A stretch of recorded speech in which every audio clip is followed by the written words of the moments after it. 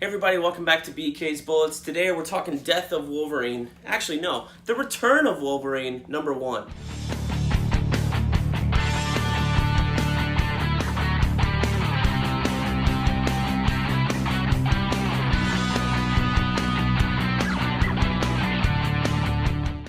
Hey everybody, welcome back to BK's Bullets. Today we're talking The Return of Wolverine #1. It's by Charles Soule and Steve McNiven. Jay Levenstein is the inker, and Laura Martin does the colors.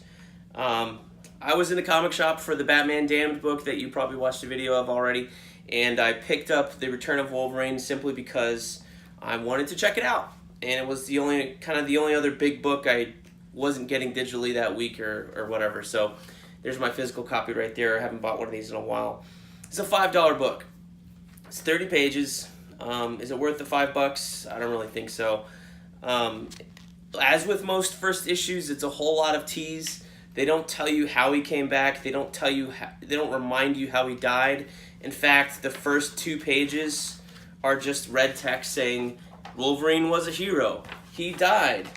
Now he's not. And then boom, you have Wolverine with the stupid new gimmick of these hot claws when he gets angry, which is really, really dumb.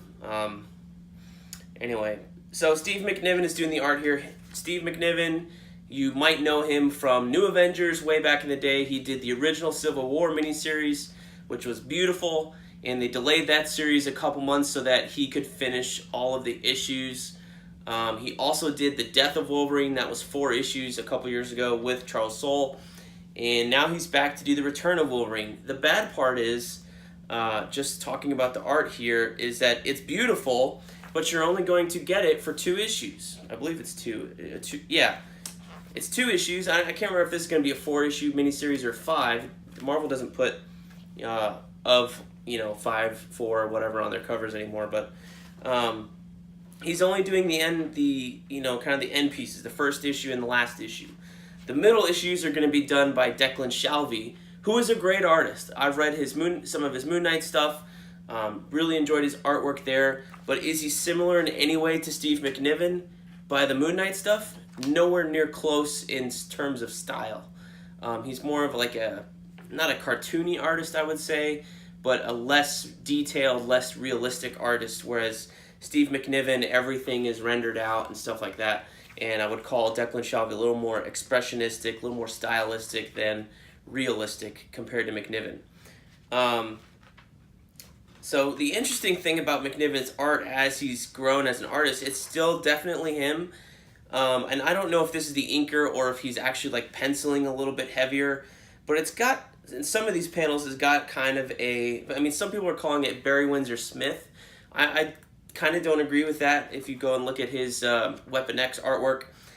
I think a lot of it has to do with the heavy inking from Jay Levenstein. Sorry if I'm mispronouncing your name, sir. Levenstein or whatever,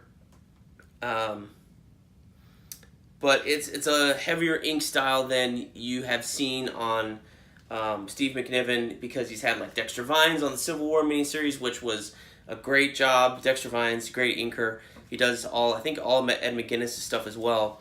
So it's a new inker on Steve McNiven, and he's a little bit heavier. And some of these pages, like this page right here, this guy kind of reminds me of who's the artist on Preacher? Steve Dillon, who passed away last year, sadly. Other, ones definitely look like Steve McNiven, and there's a reflection in here of like Wolverine as Patch. He's like, he lost all his memories again, but they're slowly coming back. But it definitely looks like Steve Dillon in this reflection. I don't know if it's because of the style that McNiven drew it in, or if it's the inking. I don't know, but it's definitely a more like heavy inked, thicker lines kind of thing. So what happens in the issue? Wolverine wakes up all of a sudden, I guess, and comes back from the dead, and is trying to figure out where he is, who he is, and what he is, and that's kind of it. Nobody else is in this book other than Wolverine and the people he interacts with, and some people he kills, stuff like that. Some weird memories.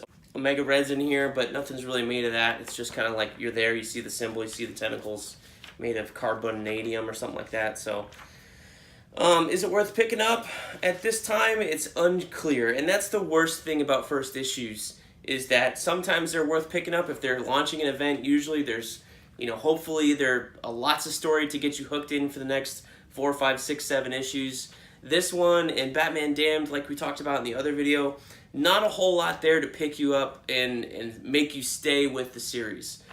So I don't think I'm going to pick up any more of these issues. I'll wait for the synopsis and pick it up the next time Marvel has a huge trade sale online on Comixology. Seems to be like I get most of my Marvel stuff that way anyway. But there you go. Wolverine's back. It'll be interesting to see if they ever make him meet up with the Old Man Logan character they've had for a few years, or if they never meet and Old Man Logan dies before Wolverine really comes back.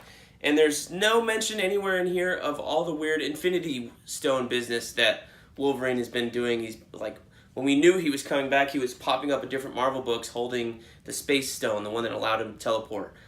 No mention of that in here. No mention of him being encased in adamantium or being melted down, or the X-Men finding the adamantium statue, without his body in it.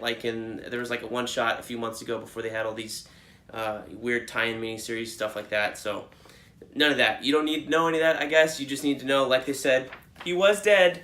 Now he's not, and he doesn't remember a thing. So that is Wolverine, Return of Wolverine #1 by Charles Soule and Steve McNiven. So thanks, guys, for watching. Let me know if you guys are on board with this series, if you enjoyed the issue, or if you didn't. What do you think about the art style with McNiven? Do you like it? Do you love it? I'm personally not that huge of a fan of it. I like the more crisp stuff that I've seen in the past from him.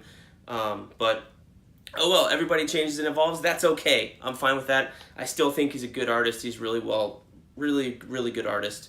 But let me know down below in the comments. And as always, I will see you guys in the funny pages.